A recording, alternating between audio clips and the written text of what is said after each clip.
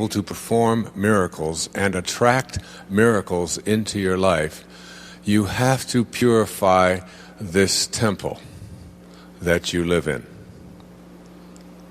And your temple, the temple that you live in, is something that was intended into this universe with perfection.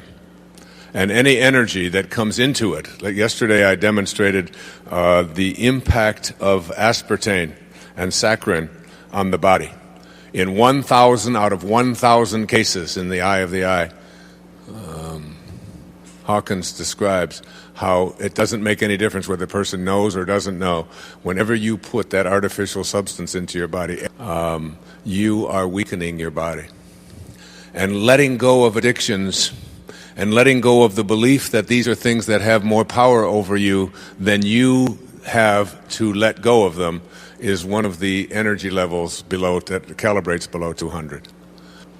It isn't spirituality in this presentation here today is not about what church you attend and what scriptures you read.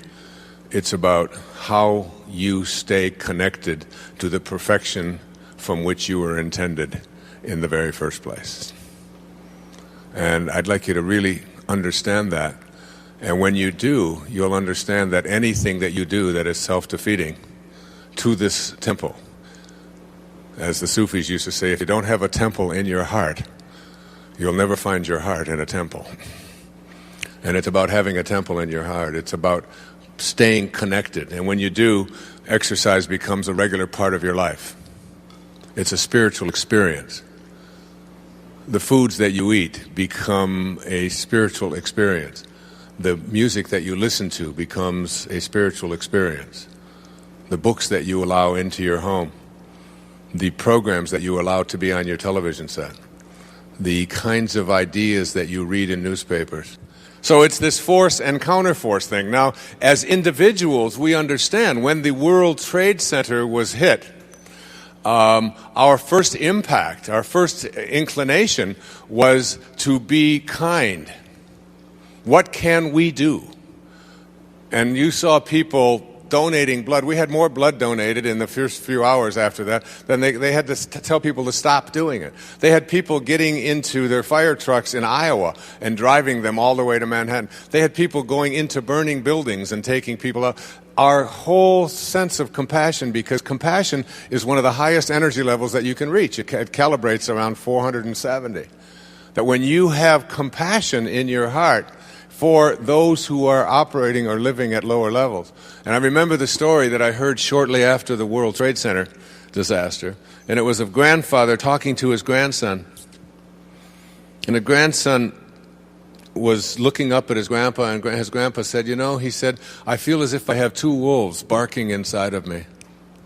He said, the first wolf is filled with anger and hatred and bitterness and mostly revenge. And then he said, I have a second wolf barking inside of me who is filled with love and kindness and compassion and even forgiveness. And the grandson looked up at his grandpa and said, which wolf do you think will win, Grandpa? And his grandfather responded, whichever one I feed.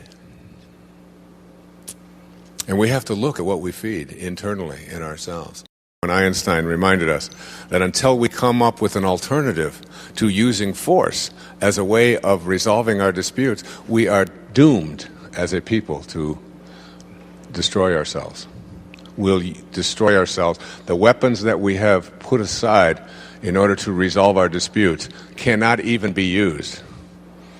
Because if we explode them and the wind changes, it blows back on us the very thing that we are attempting to put onto our enemies.